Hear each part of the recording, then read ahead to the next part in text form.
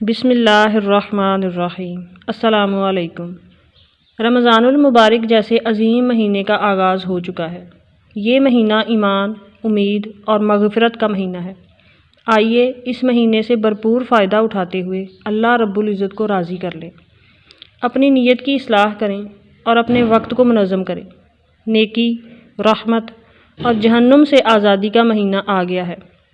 ابھی آپ زمین کے اوپر ہیں، آپ نیکی کے کام کر سکتے ہیں، صدقہ کر سکتے ہیں اور اس عظیم مہینے سے فائدہ اٹھا سکتے ہیں۔ جو رمضان گزر گیا، اگر اس میں کچھ لغزش رہ گئی تھی تو اس رمضان المبارک میں اس سستی کو دور کریں، اس کی قضا کی کوشش کریں اور اس مہینے میں زیادہ محنت کریں اور عبادت و اطاعت کے لیے خود کو وقف کریں۔ گھر والوں کے لیے آسانی پیدا کریں، اپنے اخلاق کو درست کریں، اپنی زبانوں کو نرم کریں، اپنے مسلمان بہن بھائیوں کو اپنی دعاؤں میں یاد رکھیں، باوضو رہیں، اپنی زبان کو ذکر سے تر رکھیں، دعاؤں کی کثرت کریں۔ اللہ رب العزت ہمارے لیے اس ماہ مقدس کو مغفرت اور جنت کے حصول کا ذریعہ بنائے۔ خدائے رحمان کا کروڑ ہا کروڑ احسان کہ اس نے ہمیں ماہ رمضان جیسی عظیم الشان نعمت سے سرفراز فرمایا۔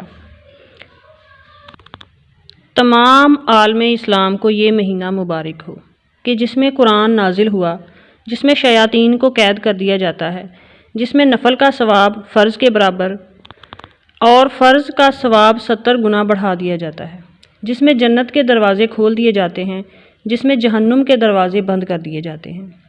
اس ماہ مبارک کی رحمتیں اور برکتیں بے شمار ہیں۔ فرمان مصطفیٰ صلی اللہ علیہ وآلہ وسلم ہے کہ اگر بندوں کو معلوم ہوتا کہ رمضان کیا ہے تو میری امت تمنا کرتی کہ کاش پورا سال رمضان ہی ہو۔ سبحان اللہ۔ لیکن رحمتیں اور برکتیں سمیٹنے کے لیے ہمارے پاس صرف گنتی کے 30 دن ہیں۔ ان دنوں کو غفلت سے نہ گزاریں، خوب ذکر اذکار کریں، تراویح کا اہتمام کریں، جھوٹ، غیبت اور فضول گوئی سے پرہیز کریں۔